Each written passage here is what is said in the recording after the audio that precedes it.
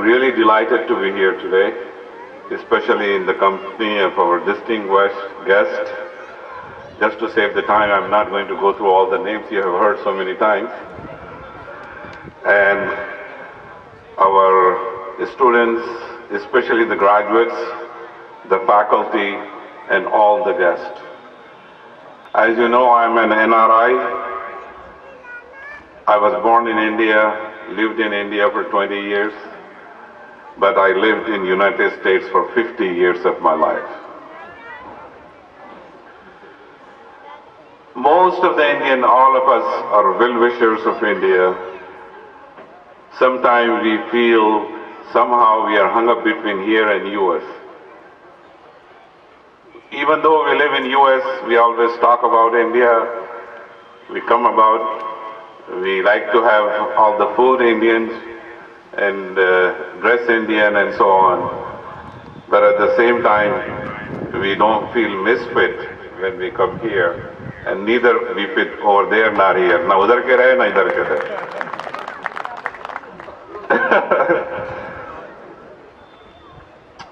I love India as place of my birth, where my forefathers are born and lived and buried. It has a spiritual connection as well as the family one. We all want to make India a better place to live for all with peace, prosperity and happiness. For many it is not. The reality is many is not. Our population is one of the largest, second largest population with 1.3 billion people. Out of it, 850 million are below the age of 35. That's our strength. We are one of the youngest nations and the growing nation. However, the tragedy is we have 300 million unemployed in this country. And also, there are about 500 million living below poverty line. When we say below poverty lines, it's less than $2 a day or 120 rupees a day they earn. How can anybody imagine that these 500 million people can eat, live, take care of their families, have shelter, send their children to school, and provide the medicine and welfare for their families? So it is the responsibility of all of us to see what we can do, how we can do to improve the situation. Our population is 17% of the world, but our share is only 2.2% of the world trade today.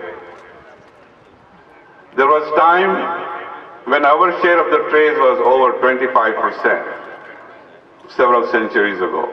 Now it has come to 2%. And look at our GDP in per capita income. For Germany it is 44,650. But Japan is very close to it. South Korea is $25,000.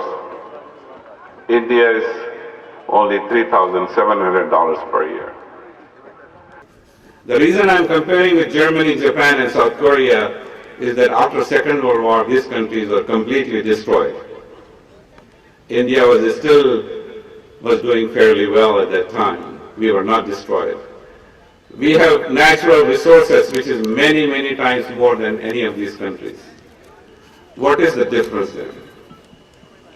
President APJ Abdul Kalam said, nation is first and then individuals. I was thinking about it, and I will say that without development of individuals, nation cannot be first.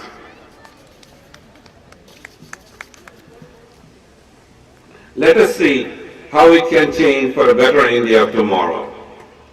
There are many things, but I will focus on most important one. As it has been said all during this ceremonial occasion, education and training is the key to it. And our minister, Honorable Minister, also emphasized it. Now, when we talk about education and training in Urdu, we can call it Talim wa Tarbiyat. Now we go to colleges not really for the purpose of true acquisition of knowledge, but everybody wants to have some kind of certificate or the degree. And that got to change. You are here, as I have said many times, our focus has to change of the students, that you are here to acquire the knowledge, share the knowledge, and apply the knowledge, and create the knowledge. If we do these four things, we will be number one again. There is no question about it. Just look at it. How many of us, what we have learned can apply today, whether we are engineer or artist or whatever it is? Are we applying what we have learned? Are we creating something new? This is something to wonder about. How many Nobel Prize winners we have, how much we are competing. What is our quality of materials when we produce?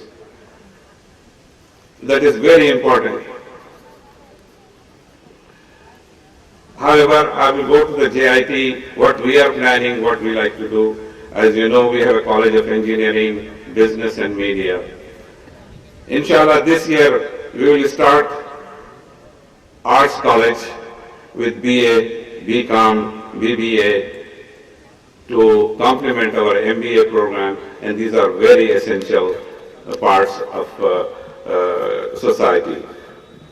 And also, next year we like to start College of Education with B.Ed and D.Ed program, both the program, inshallah.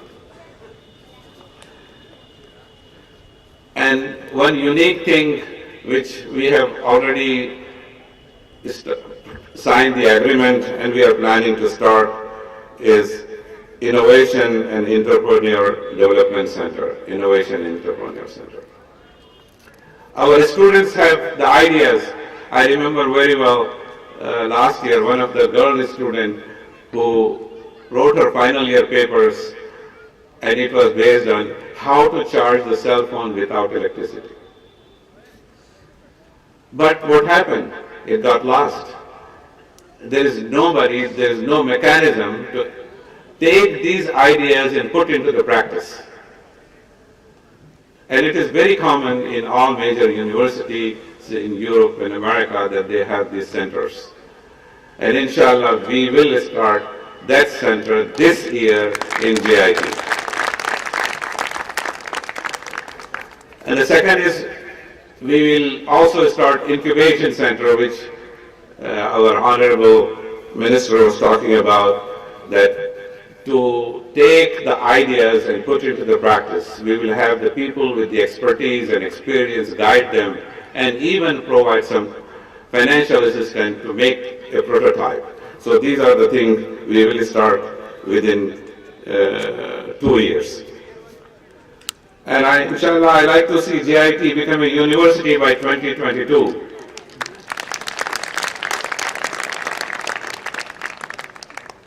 Whether I'm here or not,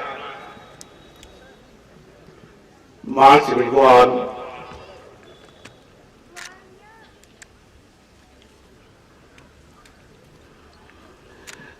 I like to invite everyone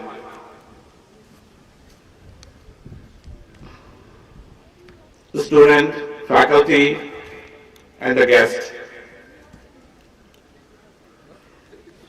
to make sure it happens.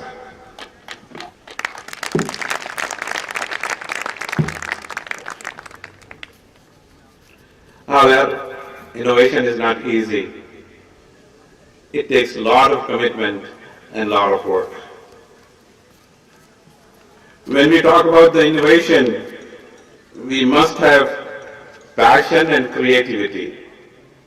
A lot of time we are lacking these things because I do not see passion in the sense that if you want something, you go after it. जैसे कहते हैं कि उर्दू में दीवाना है, then only it happens. Passion and creativity. Steve Jobs, the founder of the Apple, says, 1% is inspiration and 99% is perspiration. That is your sweat and blood you put into it, 99%. Mehnat karna. We are lacking in perfection, whether we are doing cleaning work, whether it's a janitorial work, or even small things which we make. It always bothered me that when I see that everyone around the world, when we look at the Japan, Germany, and South Korea, they started with nothing 70 years ago. Look at the automobile we want. Everybody wants German car, whether it's a Mercedes or BMW or VW. Why? It's just the quality. Second comes Japan. If you look at it, everybody wants Honda, Volkswagen, Honda, Toyota, Mitsubishi, Nissan, you name it. And we are still stuck with that old ambassador. Why? When we can go to the space, why can't we create small things like this? This is something we all have to contemplate, think about it, and work hard. And without that, it will not be possible to achieve what we want to achieve. And at the end, I would say a couple of things. One is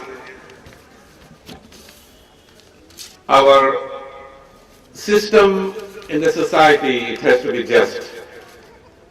Adal jisko kehte hain. Justice, freedom, equality. And that's what Islam came for. Prophet ﷺ worked all his life for it. And that's how Islam spread and gave the message and also proved to the world that if you stick to your message and work hard, what you can achieve. Your history is your evidence, what you have achieved in science and technology and architect. And remember, the last thing is, like Maulana said, we have true responsibility to get closer to our Creator. That is Huququllah, that is the right of God, that we worship, we take care of things the way it is prescribed, which we are not doing at this point. Most of the Muslims are not. And the second thing is Huququl Ibad, our responsibility towards the humanity. If we work hard, we will succeed and we will be peaceful when we leave this world. We will be answerable to Almighty one day. Thank you.